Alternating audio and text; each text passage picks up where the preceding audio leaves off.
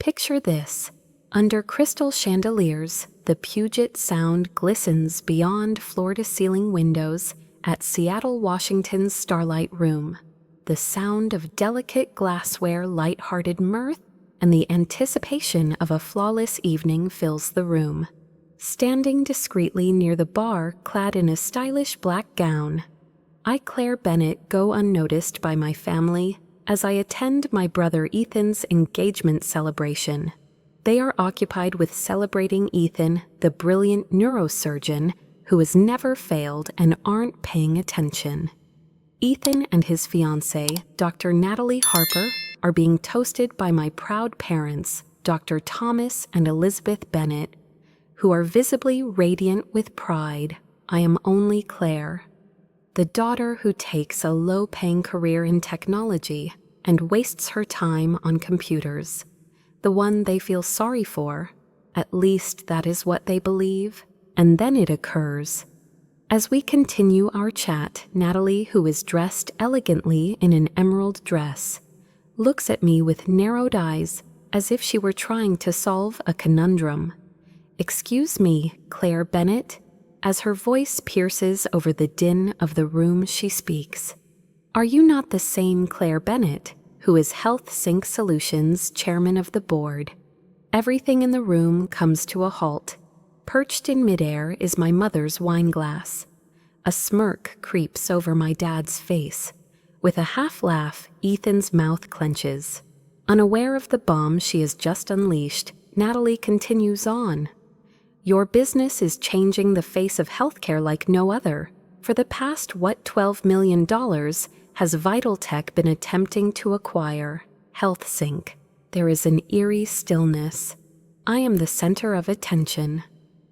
Suddenly, my relatives, who once looked down on my hobby, are staring at me as if I'd suddenly developed wings. Nervously, Ethan laughs. "Whoever you are talking to, Natalie, you're mistaken." Although Claire may be involved in IT support or something, Natalie firmly rejects the idea. "No way, Ethan. The platform that your sister runs is a lifesaver. My mom is holding her pearls tightly, and that's why we're spending a fortune to get it." An expression of disbelief covers my dad's face. Where am I? I feel the intense heat of the limelight that I've evaded for so long as I stand here, my pulse racing. In secret, I've been building an empire for the past 10 years while my family thinks I failed miserably. Why? Because they insisted on conditions before they would approve of me, telling me that I would never amount to enough until I went along with their plans. But the secret is out now. A whopping $1.2 billion. The figure reverberates across the atmosphere like a thunderclap. At last will they lay eyes on me. In any case, will they only see the cash at this very moment? This is not the triumph I had hoped for. This is only the start of something substantially more intricate. This narrative isn't about proving them wrong, it's about proving myself, so bear with me. Standing precariously on the brink of disaster in the Starlight Room, while my loved ones stared intently at me, was an overwhelming sensation. I, Claire Bennett, wasn't the dud they had feared. The secret was out. You had to know my background, my role to them, and the person I vowed never to become, in order to comprehend the impact of that moment when I was CEO of HealthSync Solutions, a business valued at $1.2 billion. Success wasn't an aspiration, it was an obligation in my upbringing in Bellevue, Washington, a posh town to the east of Seattle. Imagine a neighborhood where people's value was determined by their possession of Ivy League degrees and corner offices with tree-lined avenues and expansive houses. Cardiologists from all across the nation would travel great distances to see my father, Dr. Thomas Bennett, Elizabeth Bennett. My mother was a prominent human rights lawyer, known for her remarkable success in seemingly hopeless cases. Ethan, my 4-year-old brother, was the ideal son. He floated into neurosurgery with ease. Ethan was the main attraction in our house. I felt like I was the unappreciated understudy. When we hosted dinner, it was more than simply a meal. It was an event. With an air of impending expectancy in her speech, my mom would lean forward. What then did everyone accomplish today? A stellar recommendation from a mentor first place on the advanced placement biology exam and an internship at a famous hospital were just a few of the reasons Ethan was never short of an explanation. I felt like my remarks didn't matter or fit when it was my turn to speak. I made an app that simplified the school library system and slashed the checkout time in half when I was 14 years old. Upon hearing the librarian's praise, I was filled with immense joy and proudly expressed it throughout supper.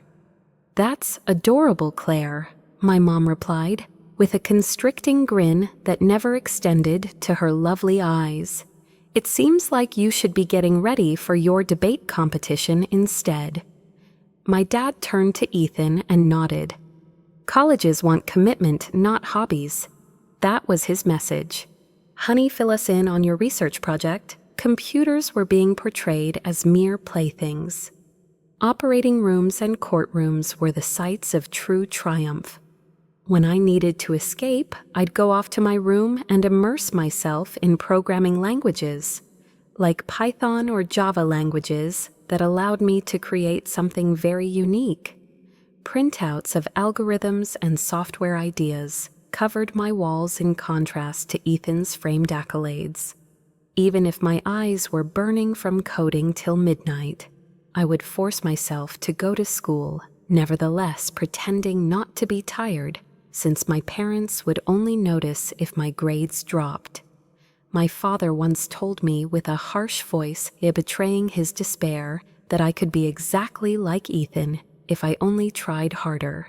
Put more effort, I was devoting my heart and soul to something invisible to them. My app that monitored community health trends, imagine it as an early warning system for flu epidemics, was entered in a national coding competition when I was 16 years old. After months of testing it with nearby clinics, I finally got it perfected. As a little kid, I was really excited because the championships were in San Francisco. However, Ethan's Johns Hopkins acceptance ceremony occurred on the same weekend as these events. My mom remarked, "We're so sorry, Claire," but she didn't really mean it. "Your brother has put in many hours for this." Are you getting the point? I traveled solo. Nobody from my family is here. It's just my laptop and me. Silicon Valley engineers who judged me stated I had vision beyond my years. I returned home with my trophy in hand, feeling elated, only to discover our house filled with family, celebrating Ethan's birth. My dad took a quick look at my trophy. After saying, "That's nice, dear," he lifted his glass to my brother. I swore that night that I would construct something so massive that no one could turn a blind eye to it. Their approval wouldn't stop me from doing things my way. Going to law school and having a respectable job were all parts of the plan my parents had for me growing up. I was never a pawn in their scheme. They tried to steer me toward pre-law programs at Harvard and Yale during my senior year. Alternatively, I received a full-ride scholarship after applying to the University of Washington to study computer science.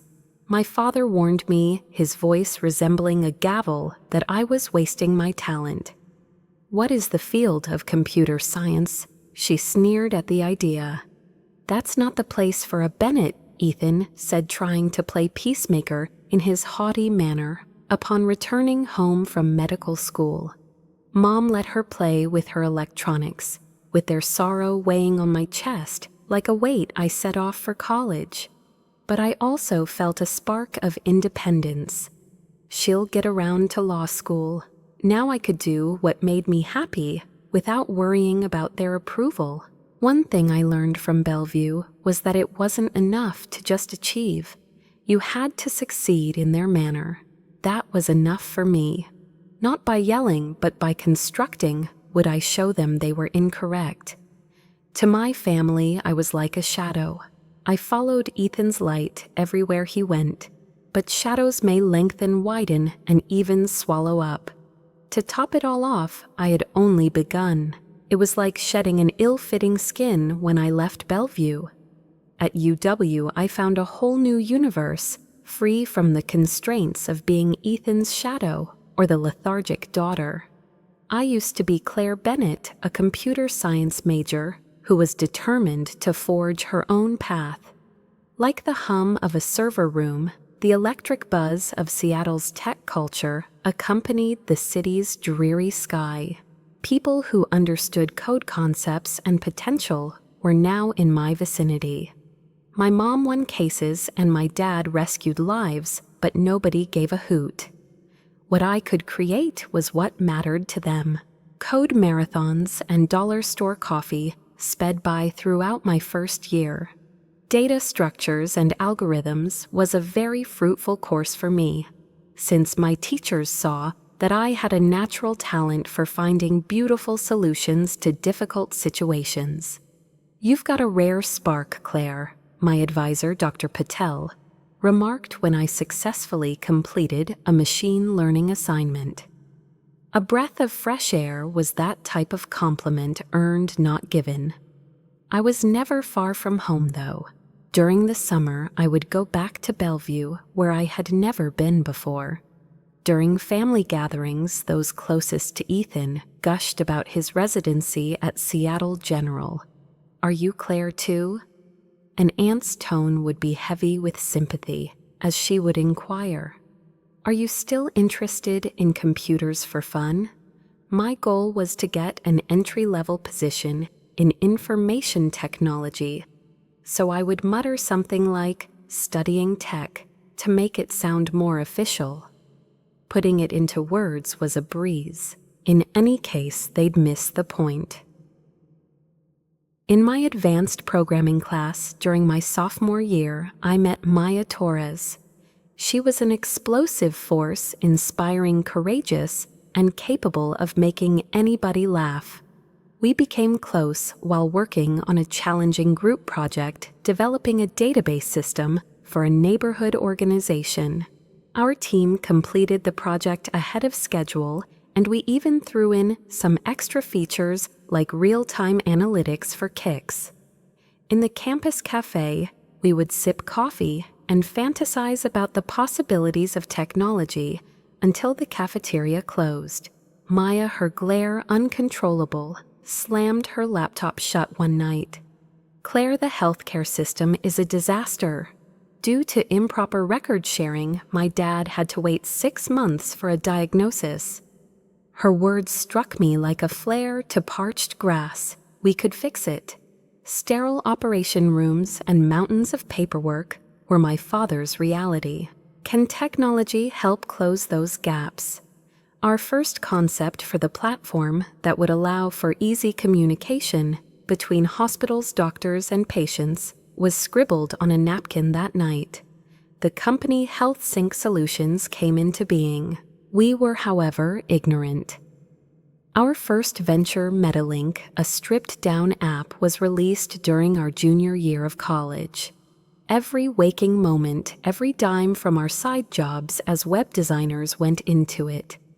Our hearts were pounding as we demoed our product to an audience of investors at a nearby startup expo where we also pitched. Greg Hammond, a brusque venture capitalist, appeared to be interested in one. "Promising," he said as he issued us his business card. We were ecstatic. Unfortunately, MediLink went downhill 6 months later. We had good code, but we were ill-equipped to handle team management and scaling. Greg withdrew his support, referring to us as kids with big dreams but no execution. Maya and I sat in her hostel, fixated on our broken app. "We're done," I said, my voice devoid of emotion. My hand was taken by Maya. "No way, my dear Claire. Our failure is different from our success. It's all just data anyhow."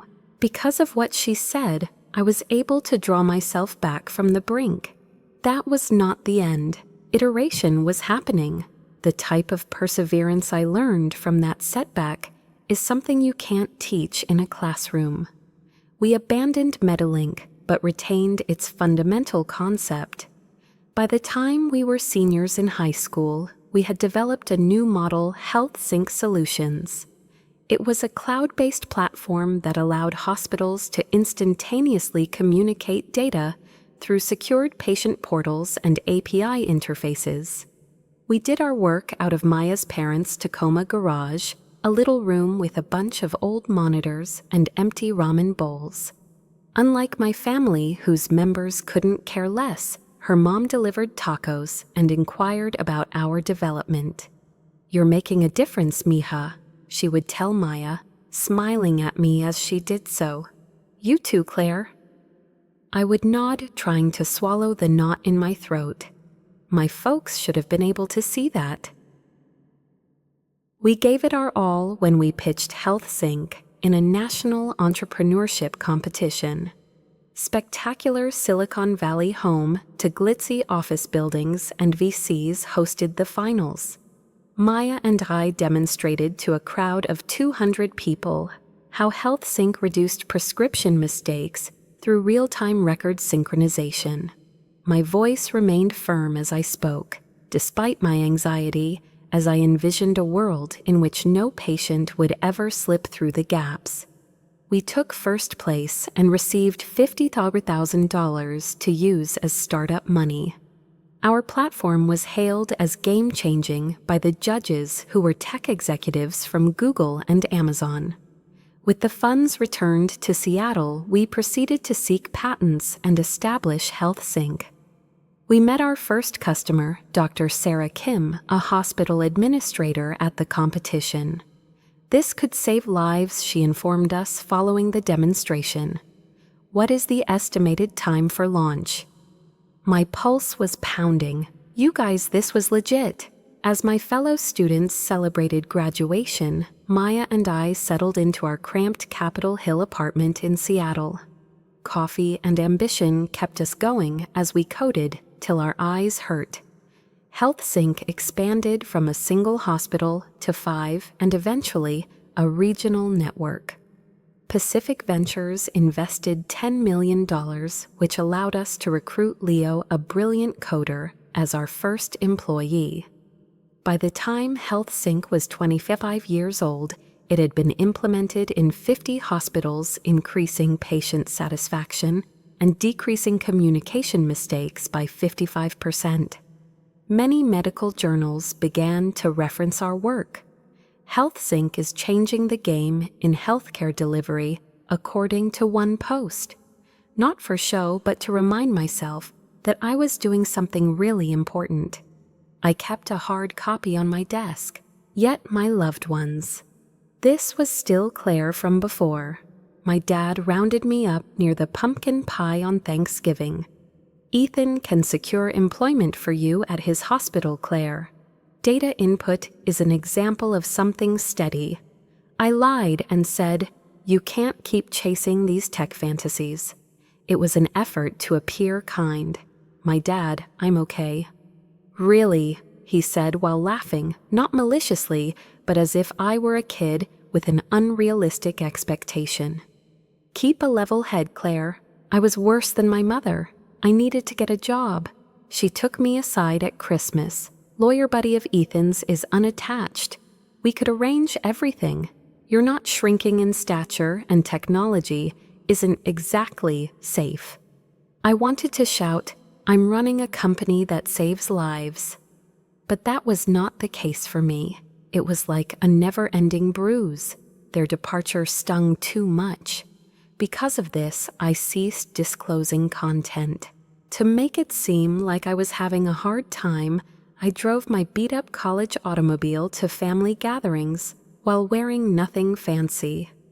Protecting something valuable from those who had never appreciated it was more important than evading them. With 80 people and a worth of $200 million, HealthSync reached 28. A simple apartment with views of Elliott Bay and boats skimming across the lake was mine when I bought it.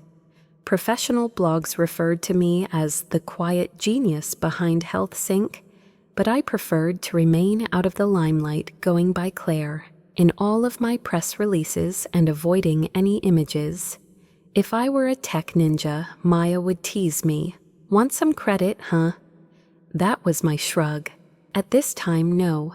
Strangers weren't welcome. The fact was that I preferred my loved ones to see me first, but I wanted them to wait until I was ready. They couldn't just chalk it up to chance when the stakes were so high.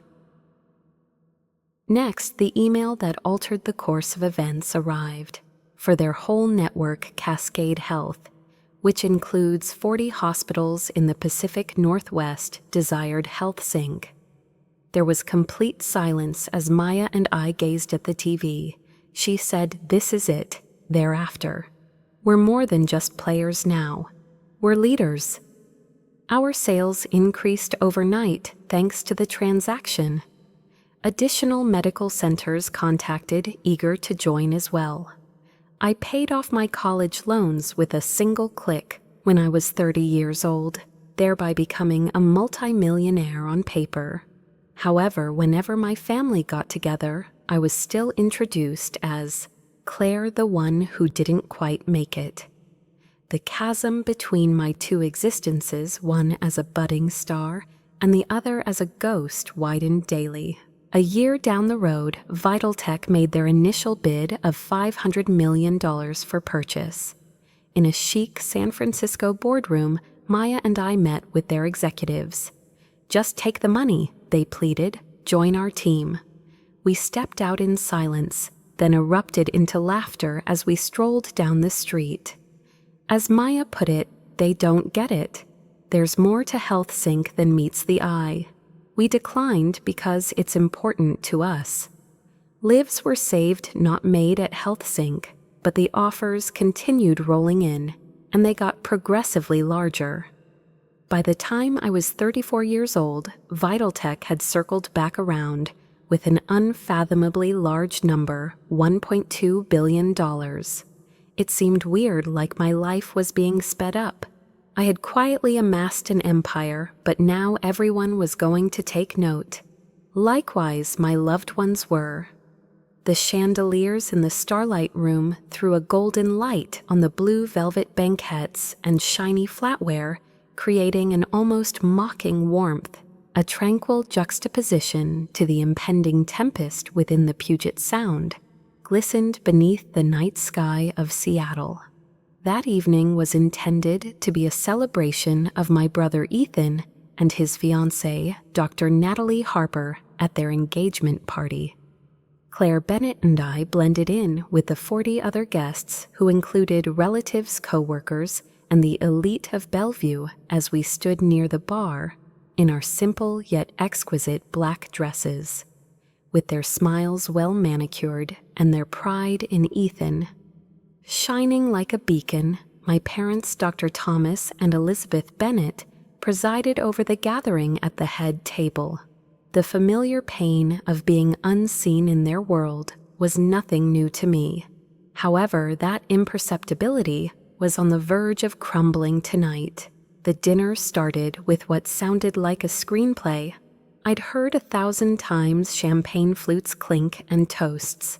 His words resounded with intensity as my father rose to his feet. On a daily basis, Ethan has made us proud. On a more impressive level, Natalie is an exceptionally talented lady who can hold her own against him. Cheers to an amazing future. With a thoughtful toast honoring Ethan's achievements, from winning his first science fair prize to becoming head neurosurgeon at Seattle General, my mother raised her glass and followed suit. And now she continued, her expression exuding confidence. He's found a partner who shares his dedication to excellence. I took a drink of my water, my grin a mask for the pain. I was not toasty. The fact remains that nobody ever did. As the first meal beautifully served seared scallops came, the air was thick with chatter. Laura, my cousin, sat down next to me and leaned in with that familiarly pitying tone. "Are you still involved with that computer thing, Claire? Is there any possibility of progress in that area?" My uncle spoke up from across the table, his voice audible enough to catch everyone's attention before I had a chance to respond. "Claire, Ethan said that Microsoft would be a good employer for you. Beginning, but it's a beginning, isn't it?" A controlled nod escaped me. My dad watched as I said, "I'm actually happy where I am." He scowled as he overheard. "To get your foot in the door, Claire, it's okay to ask for a favor. All we want is for you to succeed." As if I hadn't spent 10 years creating HealthSync Solutions, a life-saving business, all the while they thought I was freelance printer repair. And then it occurred. With a gentle clink, Natalie placed her fork on the table across from me, and her gaze met mine. With an air that was both warm and authoritative, she looked breathtaking in her emerald gown. She seemed to have just solved a puzzle, though since her countenance changed. "Claire Bennett." "Excuse me just a moment." She raised her voice slightly to silence the table as she spoke. "Are you not the same Claire Bennett?" My heart froze. Its tone and expression were familiar to me. My employment wasn't the subject of her inquiry. Something greater was being put together by her. Looking perplexed, my mom cocked her head. "How can you possibly mean this, Natalie?" Natalie's expression changed from shocked to excited as her eyes expanded. "Hey there, HealthSync Solutions. CEO Claire Bennett. You the platform in healthcare that is revolutionizing the way hospitals function." When everyone in the room became quiet, it seemed as if someone had pressed their chest on yours. As it was about to reach my dad's lips, the wine glass froze. As my mom's grin wavered, her fingers flitted to her pearl necklace. There was an anxious undertone to Ethan's laughter. "Whoever you are talking to, Natalie, you're mistaken. Claire does something like information technology support." But Natalie shook her head and stared at me the whole time. "No, Ethan. The reason VitalTech is asking $1.2 billion to buy your sister's business is because of that. The negotiations have lasted for weeks. A staggering $1.2 billion shattered the carefully crafted story my family had woven around me. All eyes shifted. It was as if my cousin Laura's jaw dropped. The scallop my uncle was eating suffocated him. As his laughter dwindled in his throat, Ethan's face lost all of its color. My mom said in a low whisper, "Louise, is this real?" I locked eyes with hers, then with my dad, and last with Ethan. Over the years, I had concealed my achievements, leading others to assume I was less successful so that I could safeguard my achievements. But now that the secret had been out, there was no turning back. With a calm voice, I nodded.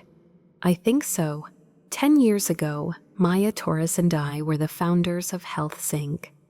Every day we save lives in more than 300 hospitals." Natalie continued with her overflowing joy, oblivious to the earthquake she had caused.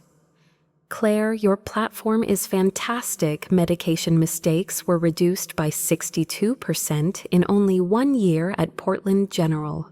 What about the user interface? Compared to what we've attempted to create, it's a giant leap ahead. VitalTech is paying a premium to have you on board because of that." She froze her awareness of the shocked expressions on everyone's faces, jolting her back to the present. "Your sisterhood to Ethan was completely unknown to me. Claire is all that appears on your profile. There is no photo. Negotiations were managed by our personnel. Out of the quiet came my father's voice, low and almost imploring. "Claire, why were we not informed?" Rather than pride, my mother's eyes gleamed with perplexion. "We're here to be your family. In what ways are you able to conceal this information from us?" While clenching his fists around the table, Ethan remained silent. Something more profound, along with the astonishment, was there in his eyes. "I envy you." He was only outdone by his tiny sister, whom he had felt sorry for in ways he couldn't understand. My voice remained steady as I inhaled deeply. "I attempted to inform you. I won my first app development competition a long time ago. You mentioned it as a pastime. To be more like Ethan, you said I should obtain a real job." My mom reacted as if I had hit her. Eventually giving up seemed the simpler option. My dad didn't dispute, but his expression became more severe. Unchangeable and burdensome was the truth. Trying to alleviate the stress, Natalie attempted to brighten the atmosphere. "You are a legend in your field, Claire. I see now why they say you're a quiet genius, and how you managed to remain anonymous." The remainder of the meal slipped my mind. The same relatives who had previously ignored me were suddenly asking me a barrage of questions. "Remember how much HealthSync is worth?" With an avaricious tone, my uncle inquired. While she was in recovery, my mom insisted she had always known I was good with computers. As my dad mumbled something about informing his coworkers about his tech entrepreneur daughter, their newfound fascination seemed insincere, as if they were after the bidding war rather than me. Instead of speaking, Ethan chose to remain silent. I responded courteously, using my calm as a defense. Standing in the rubble of their preconceptions, I realized I didn't need their acceptance, which I had craved for years. Never in my life have I had. Natalie gently took me away. As the night drew to a close, her speech barely audible. "If I embarrassed you, please accept my apologies." I smiled, my expression sincere this time, and it was just shocking to encounter you in this way. "Put it down." She gave a warm nod, her eyes betraying her readiness. "If it means anything, you're a source of motivation." "Vitaltech's lucky to have you," I told her, although I wasn't really thinking about it. I was the center of attention, but the outcome wasn't what I had hoped for. The emotion was genuine, unfiltered and unfiltered. I had an unusual serenity as I departed from the starlight room with the city lights reflected off the sound. I no longer had the secret that I had concealed for 10 years. I would confront whatever was to come on my own terms, whether it was embarrassing family conversations, Ethan's jealousy, or my parents' efforts to change the past. I felt fearless for the very first time. There was a fissure in my universe that the events of that night at the starlight room couldn't heal. I will never forget the look of shock on my family's faces when I learned the truth about HealthSync Solutions, my multi-billion-dollar enterprise. Claire Bennett, I wasn't the flop they had anticipated. In computer circles, I was rumored to be the quiet genius, but the triumph I had hoped for didn't seem like a triumph at all. And accounting seemed to be in order. In the car on the way back to my condo, which faces Elliott Bay and the starry lights of Seattle, my phone beeped nonstop. A slew of texts from long-lost relatives. "Claire, we need to talk," my mother said in a tense voicemail she left me. "Why didn't you tell me Ethan texted a single line, even though he remained mute for much of supper?"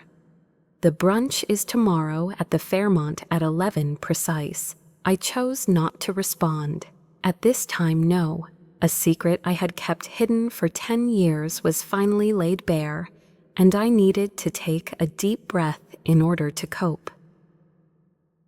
There was raw tension between my parents and me over brunch at the Fairmont Hotel, which contrasted with the exquisite white tablecloths and the clink of fine china. As he spoke with the measured precision of his cardiology, my father, Dr. Thomas Bennett, sat rigidly in his fitted suit. Elizabeth, my mother, acted the part of a lawyer with unwavering composure, while her expressions revealed her inner turmoil. My demeanor was composed and unwavering when I arrived in a plain blue jacket. Quiet down now. Time to stop being a wimp. My mom started off by saying, "Claire, we've been reading about HealthSync." Her voice was noticeably lower than normal. "The cash that grants the transaction for $1 billion. You shouldn't conceal this from us for what reason you may call us family." As we locked eyes, I put down my coffee. I made an effort to share, Mom. I triumphed in a national coding competition at the tender age of 16. You referred to it as a pleasure hobby. My dad thought I was wasting my potential when I decided to study computer technology at the University of Washington. You desired that I emulate Ethan or wed someone similar to him. My father's jaw clenched as he felt his every attempt to reach out met with your firm rejection. "Claire, that is unfair. Your brilliance was obvious from the start." I shook my head steadily, but our intention was for you to reach for the stars and pick a stable course of action. You mean a way that you could comprehend. Stability was unnecessary for me. You had to listen to me. Despite the shimmer in my mom's eyes, she held back her tears. "It was a concern of ours, Claire. Tech seems to be somewhat unsure." I spoke with deliberateness as I leaned forward. We had assumed you were having trouble and required assistance. You never inquired as to my whereabouts, not at all. Because I wasn't perfect in your eyes, you thought I was failing. At Ethan's hospital last month, you attempted to arrange for a pity job for me. You have no idea what that was like. My dad moved clearly uneasy. He responded, "We were trying to help," but his voice didn't seem very confident. I noticed a touch of remorse, a fracture in their assurance for the first time. Rather of leaving on a final note, we agreed to meet again and continue the conversation. The process of healing, I came to understand, was more important than any one talk. Ethan was unique. Unannounced, 2 nights later, he arrived at my place with a bottle of Cabernet and an uncomfortable grin on his face. He stepped into my modern apartment and remarked, "I thought we might need this." The penthouse had floor-to-ceiling windows that framed the Seattle skyline. He inhaled deeply, whistling a tune. "I hate you, Claire." "This place, it's not what I envisioned," I said, arching an eyebrow as I poured the wine. "Go tell me what you saw. Was I down in the basement servicing computers?" As he sat on my leather couch, he grimaced. "Indeed, I have been quite the jerk, haven't I?" I chuckled, relieved by the sound of my own laughter at his unexpected candor, which took me off guard. As I extended a glass to him, I said, "Pretty much." He looked away as he muddled his wine. The entire narrative of you being lost was something I bought into, Claire. The sister in struggle. Doing it that way was easy. Made me feel like the one my parents boast about the successful one. I never inquired as to your true intentions. His forthrightness struck me like a blow, confirming what I had suspected, but never put a name to I didn't want to know. Also confined was Ethan, the golden kid, whose value was dependent on his status as the greatest and only star. Sitting opposite from him, I spoke in a low but forceful voice. "Ethan, you weren't required to be the sole shining star. There was enough space for the two of us." He agreed, his expression contorted with embarrassment. "Claire, I apologize. Plus, you have my utmost admiration. Is HealthSync a good fit? Natalie is unable to refrain from discussing it. Surprisingly, his remarks had a profound impact on me, and I couldn't help but grin. He said that I'm altering healthcare more than most physicians ever would. I am grateful, however, you are also performing admirably. After years of estrangement, we reconnected over hours of deep conversation. I wanted to know about his procedures and his patients while he was interested in the technology behind HealthSync patient portals, data encryption. Unlike before, we weren't trying to win. It was our family. Unexpectedly, Natalie became a bridge. While she was delving into the HealthSync acquisition as VitalTech's Director of Strategy, she was simultaneously helping my future sister-in-law navigate the complex dynamics of the Bennett family. Leaning forward, her eyes warm, she was enjoying a cup of coffee at a cafe on Capitol Hill. Claire, your parents are making an effort. All they're doing is picking up a new language. They defined success by accumulating degrees and titles. The thought of you revising the dictionary made me giggle, and I stirred my coffee while I laughed. You seem to have no trouble speaking it. She grinned. Unlearning the norms set by my own family was a long process. If you'd want, I can interpret for you. To a lesser extent, she did. My mother began to grill me on HealthSync's stability at supper, but Natalie interrupted and went into detail about how our technology improved patient outcomes while reducing hospital expenditures by 30%. Even my doubtful dad listened and followed up with a question. So it's similar to a digital OS for medical professionals. To conceal my astonishment, I nodded. Exactly. While Natalie's presence helped to smooth things down, I also made sure to establish limits. I interrupted my mom when she said I should dress more professionally to a family gathering. Stop thinking I'm a beauty queen, I'm a CEO mom. She blinked but nodded to indicate that she was ready to change the subject. Advancement, not flawlessness. With a flurry of signatures and news coverage, the transaction finally finalized a month later. After HealthSync Solutions was acquired by VitalTech, our vision continued to be guided by Maya and I as we remained on as executives. VitalTech valued HealthSync Solutions at $1.2 billion. For the first time ever, my entire name and photo were featured in the press release. The quiet genius was now coming out of the shadows. With cautious yet proud tones, my parents called. We were informed, Claire, my dad informed me. Along with my mother's, it's remarkable. I said, we'd love to visit your office sometime. Of course, I insisted on my own conditions. No more adjusting my posture to match theirs. While we were having drinks at my apartment, Ethan and I became closer as we traded ideas. Has the idea of consulting for hospitals ever crossed your mind? He inquired late one night. With your technical mind and mine, we could conquer any problem. I scoffed, but the thought stayed. And in the meanwhile, Natalie went from being a coworker to a friend.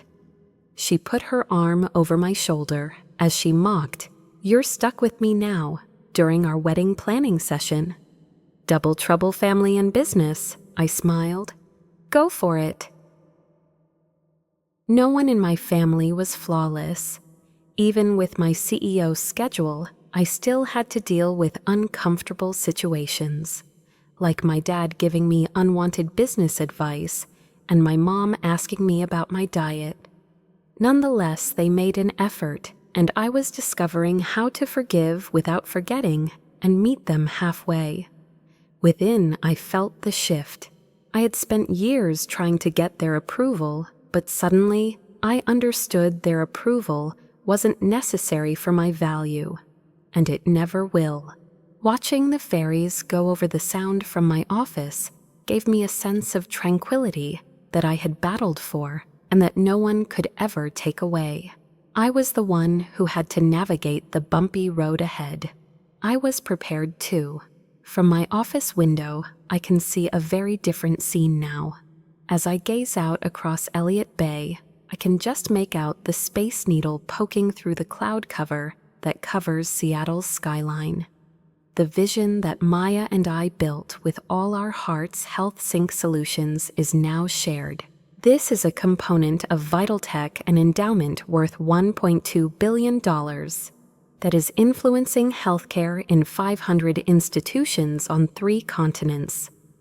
Claire Bennett here, a lady who forged her own path, rather than merely existing as a footnote to my family's narrative.